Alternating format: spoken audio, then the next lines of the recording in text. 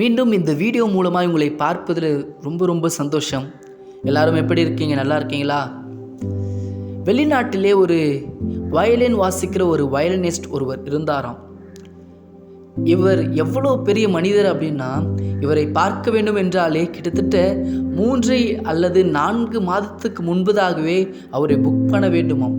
அவ்வளோ பெரிய ஒரு வயலினிஸ்ட் மனிதர் தான் இந்த மனிதர்.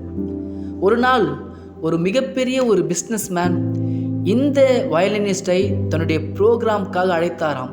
நீங்கள் ஒரு பெரிய ப்ரோக்ராமை எனக்கு நடத்தி தர வேண்டும் என்று அவரை கேட்டுக்கொண்டாராம். அந்த நாளும் வந்தது. இந்த வயலினிஸ்ட் ப்ரோக்ராமில் வாசிக்க போகிறார் என்பதற்காகவே அதை பார்க்க கிட்டத்தட்ட 2000-3000 பேர் உள்ள மக்கள் அந்த இடத்துல இவருக்காக காத்து கொண்டிருந்தாங்களாம். இந்த வயலினிஸ்ட் தன்னுடைய ப்ரோக்ராமையும் ஆரம்பித்தாராம். அவர் வாசிக்க நிறைய மக்கள் மெய் மறந்து பார்த்து கொண்டிருந்தாங்களாம்.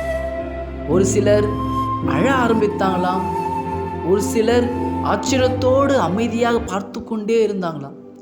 அவருடைய ப்ரோக்ராம் கிட்டத்தட்ட 1.5 மணி நேரம் போச்சுங்களாம்.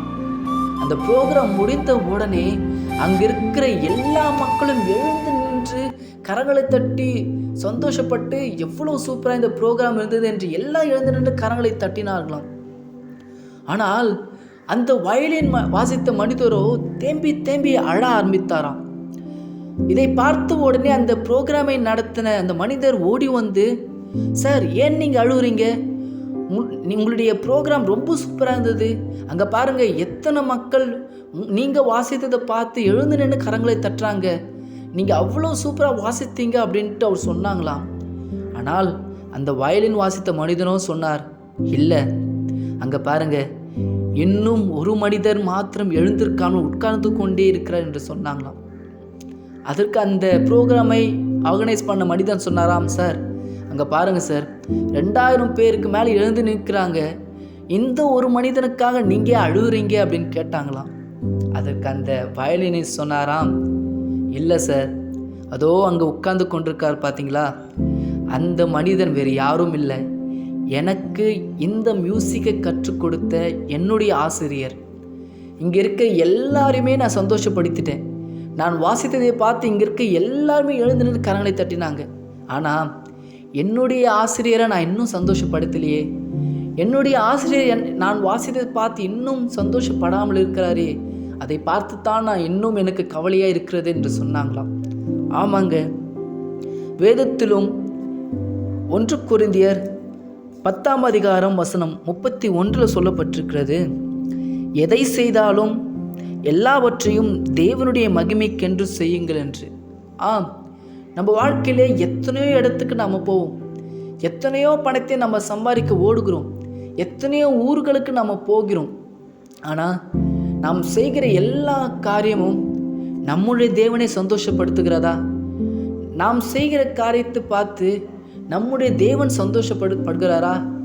இந்த உலகம் முழுவதும் உங்களை பார்த்து சந்தோஷப்படலாம். உங்கள் குடும்பத்தில் இருக்க உங்களை பார்த்து சந்தோஷப்படலாம். உங்களுடைய ஃப்ரெண்ட்ஸ் உங்களை பார்த்து சந்தோஷப்படலாம். உங்கள் பக்கத்தில் இருக்கிற உங்கள் ஊரில் இருக்க மக்கள் எல்லாருமே உங்களை பார்த்து நீ எவ்வளோ சூப்பராக செய்கிற என்று சந்தோஷப்படலாம். ஆனால் நீங்கள் செய்கிற காரியத்தை பார்த்து உங்கள் தேவன் சந்தோஷப்படுவாரா?